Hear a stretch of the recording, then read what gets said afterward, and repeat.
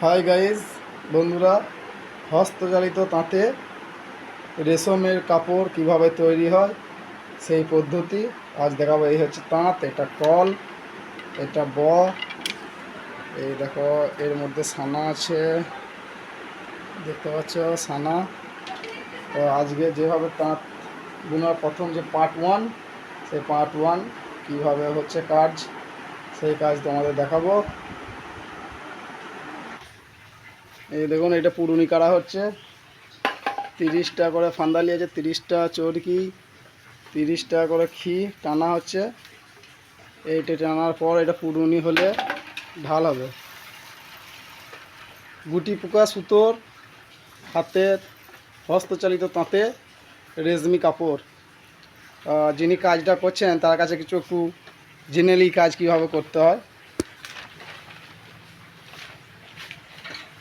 এটা কি করছেন আপনি? পুরুনি হচ্ছে পুরুনি। এই সুতোগুলো এরকমই পাওয়া যায়, এরকম ছোট ছোট পুরনো? বড় সুতো পাওয়া যায়, যেগুলো খাড়ি করতে হয়, রং করতে হবে।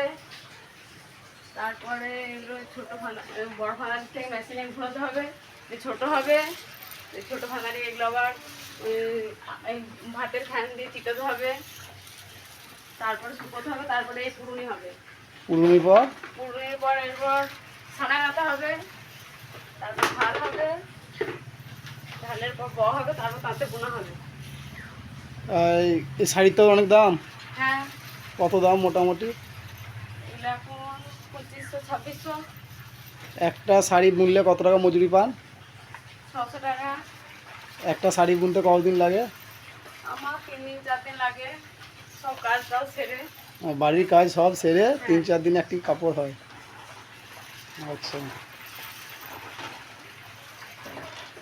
দেখতে পাচ্ছ কত সমস্যা। এই প্রাকৃতিক দুর্যোগের মধ্যে তিরপল খাঁচিয়ে কাজ হচ্ছে। বৃষ্টি পড়লে খুব মুশকিল। সরু সুতো, গুটি পোকা লালের সুতো। এই হচ্ছে বাড়ির পরিবেশ। বাড়ির মধ্যে দেখুন কী সুন্দর গাছ আছে, নারকেল গাছ, কাঁঠাল গাছ, আম গাছ, তুলসী মন্দির, খুব সুন্দর পরিবেশ, ফাঁকা মেলা ঘর। এই পুরুলিটা কাটতে কতদিন লাগবে আপনার? 2 দিন লাগবে। 2 দিন। এই পুরুলিটা কাটতে 2 দিন লাগবে। তারপর এটা কাটে পুরনো হয় তো, ওই ঢালটা করতে কতদিন লাগবে? আমার 3-4 দিন লাগবে। 3-4 দিন। এই যে কাপড়গুলো হবে, এগুলো কটা কাপড় হবে মোট? 24টা। 24টা কাপড়, মানে 12টা পিস? 12টা থান, 24টা পিস। এই 24টা কাপড় বুনতে আপনার মোট কতদিন সময় লাগবে? 6 মাস। 6 মাস বাড়ির কাজ সেরে? বাড়িটাও ভালো। দেখুন, গৃহবধূ বাড়ির কাজ সেরে 6 মাসে কাপড়গুলি বুনবে। বুঝতে পারছেন কত কষ্ট করে রোজগার করতে হয়। এটা হস্তচালিত তাঁতে হয়।